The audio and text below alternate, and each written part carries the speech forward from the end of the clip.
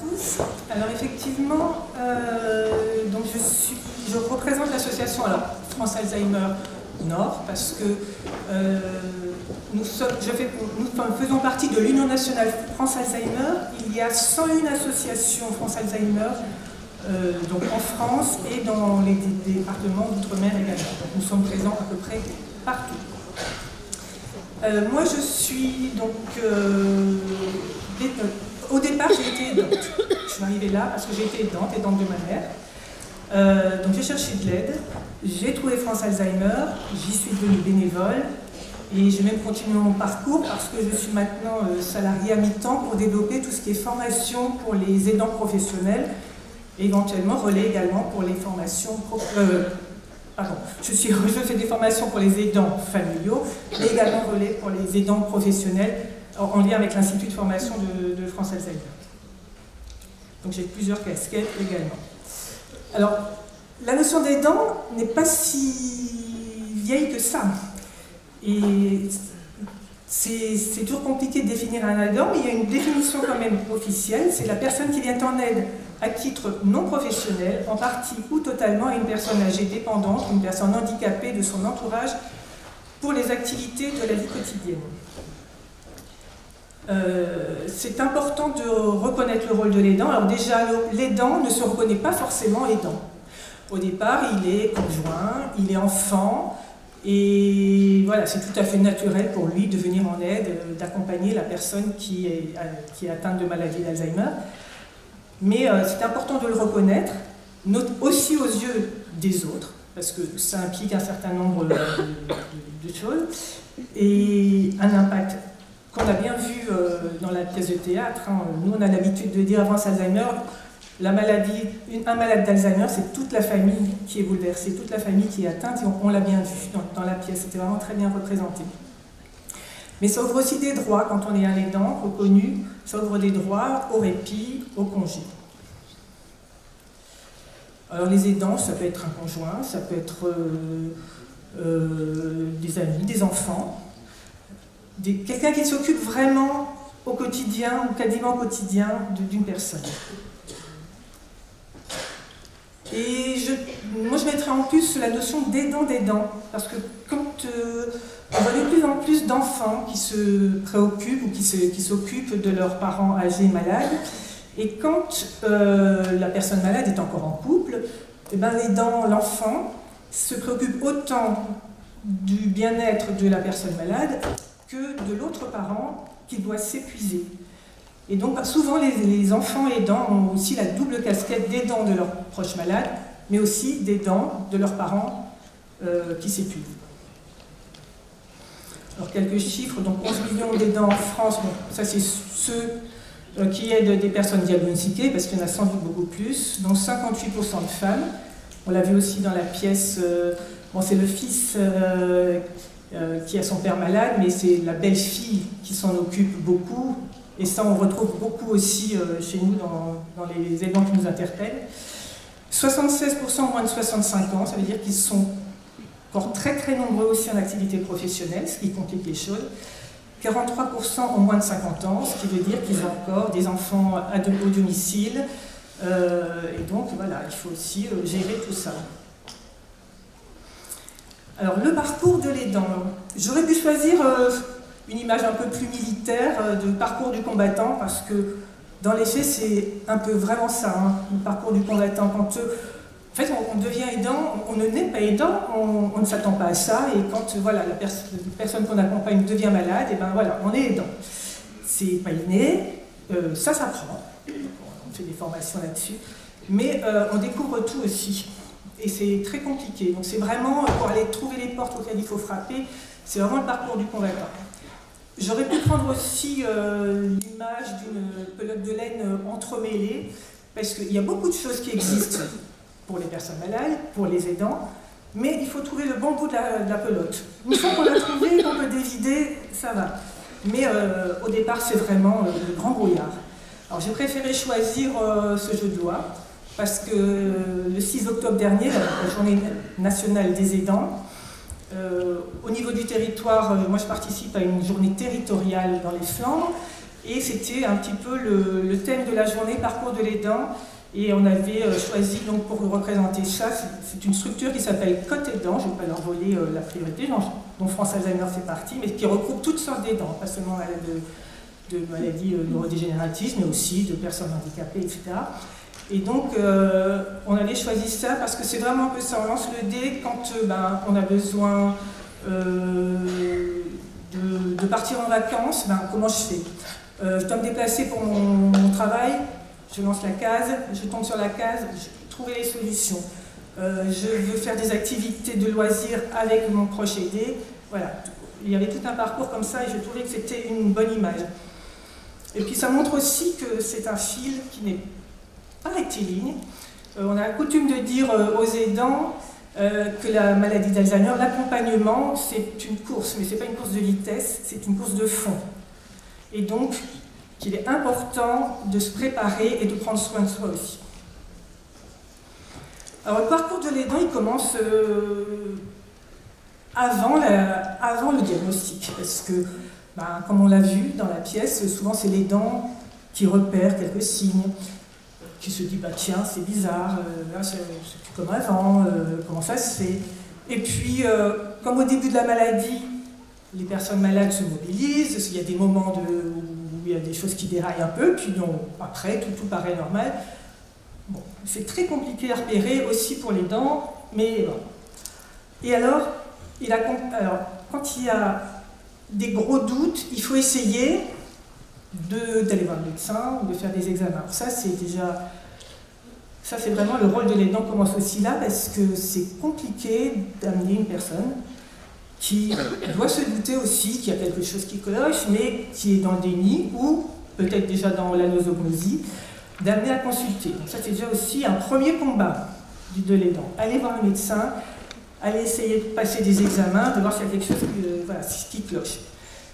Et au moment de l'annonce du diagnostic, alors bien sûr, c'est la personne malade qui est concernée en premier, mais l'annonce du diagnostic pour l'aidant, c'est aussi un gros choc. Parce que, maladie d'Alzheimer, ça fait peur, on imagine déjà que tout s'arrête, la vie va s'arrêter. Et en même temps, c'est un soulagement de mettre des mots. Je ne m'étais pas trompée, j'avais bien vu. Je n'étais pas folle de décerner quelque chose. Donc c'est un petit peu, au moment de l'annonce diagnostique, la douche chaude et la douche froide.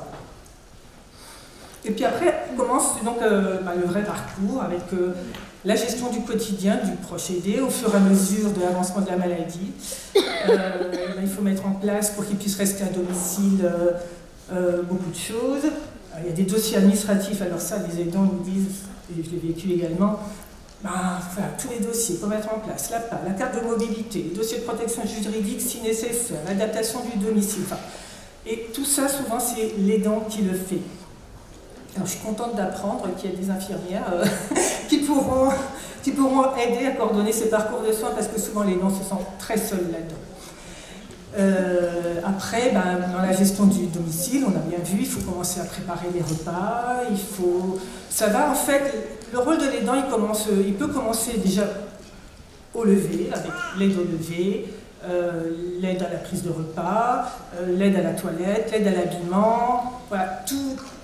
Après, ça continue par la journée, qu'est-ce qu'on fait, les loisirs,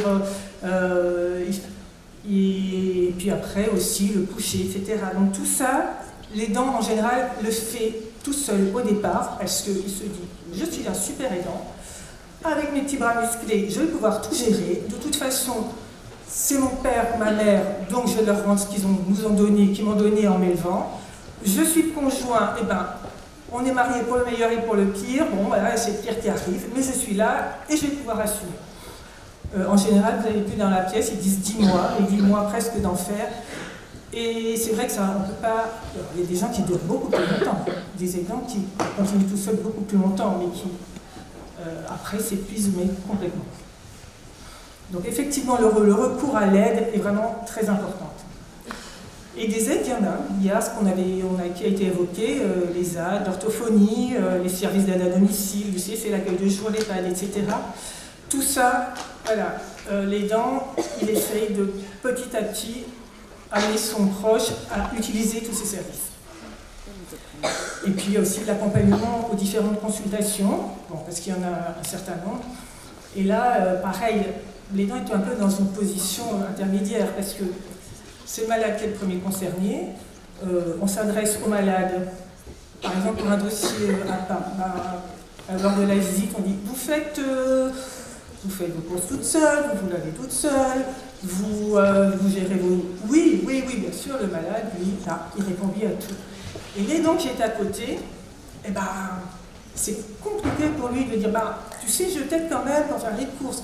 De dire devant la personne malade à un tiers que finalement il fait plus tant de choses que ça et parfois plus rien du tout, c'est très compliqué. Donc ça fait partie vraiment du parcours de l'aidant. Et puis bien sûr, il y a tout ce qui est la gestion du quotidien qu'on vient de voir, mais il y a aussi les émotions. Et là, l'accompagnement, de voir la personne qu'on accompagne perdre ses capacités. On parle souvent de deuil blanc, mais c'est vraiment ça, parce que on fait le deuil de la personne qu'on accompagne telle qu'on l'a connue, alerte, qui faisait tout elle-même, qui prenait des initiatives, etc. Et on la voit petit à petit avoir de moins en moins de capacités. Et donc le deuil blanc, c'est vraiment faire le deuil de la personne qui est encore vivante, mais qui n'est plus celle qu'on a connue. Et ça passe par exactement toutes les mêmes phases que le deuil, du déni à l'acceptation. Et encore, l'acceptation, en général, c'est on n'accepte pas, on fait avec.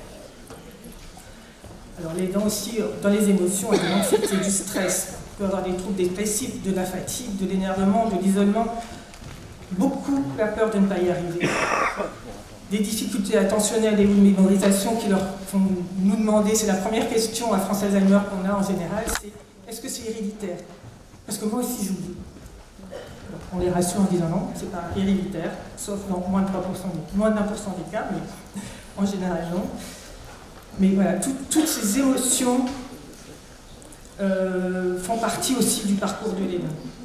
C'est une vraie charge mentale et ça demande alors surtout une grosse adaptation de la part de l'aidant. Parce que c'est pas la personne malade qui va adapter son comportement, c'est l'aidant qui peut adapter son comportement. Et on a vu là le fils qui se mettait en colère contre son père, c'était pas du tout un comportement adapté. Parce que ça risque de provoquer chez la personne malade des troubles du comportement. Donc ça aussi, ça s'apprend. Voilà. Il faut tout le temps louvoyer pour essayer d'arriver à ses fins, pour amener à faire une consultation, pour amener à rentrer à l'accueil du jour. C'est tout le temps louvoyer, avoir de l'imagination pour accompagner la personne au mieux. Alors, il y a des études qui montrent que les symptômes les plus difficiles à vivre pour les aidants, c'est le déclin cognitif de la personne qu'elles accompagnent, ces troubles du comportement, les comportements dits aberrants, parce que la personne malade n'a plus du tout le même raisonnement que nous, et ne comprend parfois pas du tout pourquoi elle réagit comme ça. Par exemple, on a eu un aidant qui nous a raconté que il était en formation et dans un EHPAD, et du coup, d'un seul coup, il y a de l'eau qui s'est mise à tomber du plafond. Donc tout le monde est allé voir, et c'est un monsieur atteint de maladie d'Alzheimer qui avait oublié de fermer son lavabo, il avait dû faire sa toilette, fermer son lavabo, laisser le robinet ouvert, et ça débordait. Et au lieu de faire comme tout le monde aurait fait, fermer le robinet, non, il avait mis par terre toutes les serviettes, tout ce qui lui tombait sur la main pour essayer d'éponger. Mais il n'avait pas pensé à fermer le robinet. Et donc tous ces comportements-là, c'est compliqué parce que le raisonnement n'est plus du tout le même. Alors la crainte de ne plus être reconnu, on l'a vu aussi là, ça c'est une des grosses craintes des aidants. Et c'est difficile effectivement de se dire, voilà, je suis le conjoint, on a vécu 50 ans ensemble, je ne sais plus qui je suis. Parce que quand je m'assois sur son lit à l'hôpital, la dame qui est malade me dit « Mais monsieur, ne vous asseyez pas sur mon lit, attention, mon père va venir. » Parce qu'elle est 50 ans avant, elle a 20 ans. Et monsieur qui s'assoit sur son lit, qui en a 50 de plus, ça ne peut pas être son mari, c'est pas possible. Donc, ça c'est compliqué. Moi un jour, ma mère m'a dit « Comment vont vos parents ?» Sans mentir, je lui ai dit, mon père est décédé, ma mère vit dans un EHPAD, elle a l'air d'aller bien. Bon, elle était en face de moi, c'était vrai. Voilà. je ne pouvais pas lui dire, c'est pas possible de dire, et ça il ne faut surtout pas dire, bah, c'est toi ma mère. À ce moment-là, elle n'est absolument pas en état de comprendre. Donc voilà, il faut tout le temps, ce que je vous disais, louvoyer, essayer de trouver des moyens détournés, ou de... la crainte de la fugue aussi. Alors, bien sûr, une personne malade ne fugue pas. C'est pas un ado. La fugue, c'est réservé aux ados. Mais effectivement, une personne peut, parce qu'elle veut aller chercher ses enfants à l'école, par exemple, même si elle a 80 ans, elle veut aller au travail, elle veut aller faire une course, elle part. C'est pas du tout pour fuguer, elle part dans un but bien précis, sauf que, eh bien, elle fait peur. Donc ça c'est compliqué aussi, et c'est une des grosses craintes, notamment des enfants de personnes qui vivent seules, des personnes malades qui vivent seules. Comment, quand elle est à son domicile, c'est toujours la crainte qu'elle sorte et se perd. Alors, je regarde parce que j'avais, tout au long de la pièce aussi, j'ai noté des petites choses. La charge mentale, l'adaptation. Et alors, ce que je voulais dire aussi, c'est que là, il y a beaucoup de choses négatives. Mais le parcours de l'aidant, c'est pas que ça. Quand j'ai écrit le diaporama, j'ai pas pensé, mais pourtant, je sais que l'humour, ça fait passer beaucoup de choses. On commence une autre relation avec la personne qu'on accompagne. Moi, je n'aurais pas connu ma mère comme ça si elle avait été restée autonome jusqu'au bout. On a eu une autre relation et on a beaucoup ri. Ça peut être très joyeux. Il faut provoquer des occasions de passer des bons moments. Et ça aussi, ça s'apprend parce que, a priori, quand on a une maladie d'Alzheimer, ben, on se dit... et là, ça a été dit aussi dans la pièce, au groupe de parole. Eh bien, on a même ri. Effectivement, il y a des situations qui sont parfois tellement cocasses. Bon, sur le coup, en général, on ne rit pas, mais après, on peut en rire aussi. C'est aussi ça, le parcours de l'aidant. C'est un vrai cheminement de vie. Et vraiment, c'est retrouver sa place. Et parfois, alors moi je dis toujours l'aidant, c'est ça que je dis aussi. On dit l'aidant, mais on a vu qu'il souvent, il y a plusieurs aidants. Il y en a toujours un principal. Et là, dans la pièce, la sœur ne s'en préoccupait pas. Alors, bon, d'abord, elle était loin, et puis chacun réagit comme il peut. Il n'y a pas un bon aidant ou un mauvais aidant. Il y a ceux qui, tout simplement, ne peuvent pas voir leurs parents ou leurs conjoints se dégrader. Voilà. Donc, il y a toujours un aidant principal qui, en plus, prend tout sur la tête, qui n'est pas reconnu parce qu'on lui dit en début de maladie, surtout, oh, bah, j'ai vu ta mère, bah, elle va très bien, on a discuté de la pluie, du beau temps. Ah oui, en début de maladie, on peut très bien discuter de beaucoup de choses, discuter de la pluie et du beau temps. Mais quand ça devient un temps plus long où on reste avec la personne, on voit bien, et souvent on n'est pas entendu et pas reconnu, surtout au départ de la maladie. Et alors, quelque chose qui est vraiment constant, c'est la notion de culpabilité. L'aidant culpabilise toujours. Je me suis fâchée, je n'aurais pas dû. Je n'en fais pas assez. Là, je suis partie en vacances et puis lui ne peut pas partir en vacances. Je dois le confier à un EHPAD, mais il m'a toujours fait promettre de ne pas le placer, entre guillemets. C'est une culpabilité constante. Il y a des conséquences sur les dents, c'est des conséquences physiques avec épuisement, ça c'est une grosse constante. Et si on ne se fait pas aider, on finit par s'épuiser. Il y a perte ou prise de poids. En général, les aidants négligent leur aspect physique, toute coquetterie, leur propre santé. 30% décèdent avant leur proche malade. Sur la vie quotidienne aussi, on l'a vu, et ça a été dit, quand on est aidant, on a, et surtout un enfant, on a aussi soi-même un conjoint, on a soi-même des enfants qu'on peut éventuellement négliger. Et il n'est pas rare qu'il y ait des couples, effectivement, qui se séparent parce que le conjoint trouve que son conjoint consacre trop de temps à la personne malade. Dans la vie professionnelle, ça peut aussi poser des problèmes d'attention, on est tout le temps au téléphone, toujours sur le qui-vive. Et dans la vie sociale, en général, on ne s'occupe plus de soi-même, on ne fait plus d'activités, on se replie, il y a un fort risque de repli. Alors, l'aidant, un super-héros. Bien qu'on soit dans le Nord, j'ai envie de vous faire une réponse de Normand. Oui, c'est un super-héros parce qu'il porte énormément de choses sur lui. Et non, parce que ce n'est qu'un humain. Et donc, il a des besoin d'écoute, besoin de reconnaissance. J'étais très contente de voir dans les différentes interventions qu'on parlait de reconnaître les dents, de prendre en soin aussi sa santé. Parce qu'en général, on s'occupe plus de la personne, on se préoccupe toujours de la personne malade. Mais dire à l'aidant, et toi, comment tu vas, tout simplement. Et vous allez bien? Vous avez besoin de quelque chose? C'est déjà énorme pour un aidant. Il a besoin de reconnaissance, d'accompagnement, de formation, on l'a dit, de s'exprimer avec des personnes qui le comprennent, en groupe de parole. Alors, tout ça, on le fait, bien sûr, à France Alzheimer. Il a besoin de solutions de répit aussi, et qu'on prenne en compte son état physique et psychologique. Alors, les soignants et les aidants sont vraiment des partenaires à part entière. Le soignant peut, le médecin ou les soignants infirmiers ou autres peuvent vraiment aider en prescrivant déjà en déclarant la maladie en affection longue durée, parce que c'est une maladie qui revient extrêmement cher, la maladie d'Alzheimer. Mettre en place des soins à domicile, l'EHPAD, ça revient très cher. Donc vous pouvez vraiment les aider en faisant la déclaration d'ALD, et après en prescrivant des séances d'équipes spécialisées à domicile. C'est 15 séances par an de réhabilitation. Une équipe qui se déplace au domicile, qui apprend à la personne malade à réutiliser une cafetière, etc. Tout ça, pour les dents, c'est très important que vous puissiez reconnaître ça et lui prescrire les séances d'ESAD, des séances d'orthophonie, de la kiné, enfin tout ce qui est possible et qui, puisque c'est pris en charge à 100%, peut vraiment l'aider.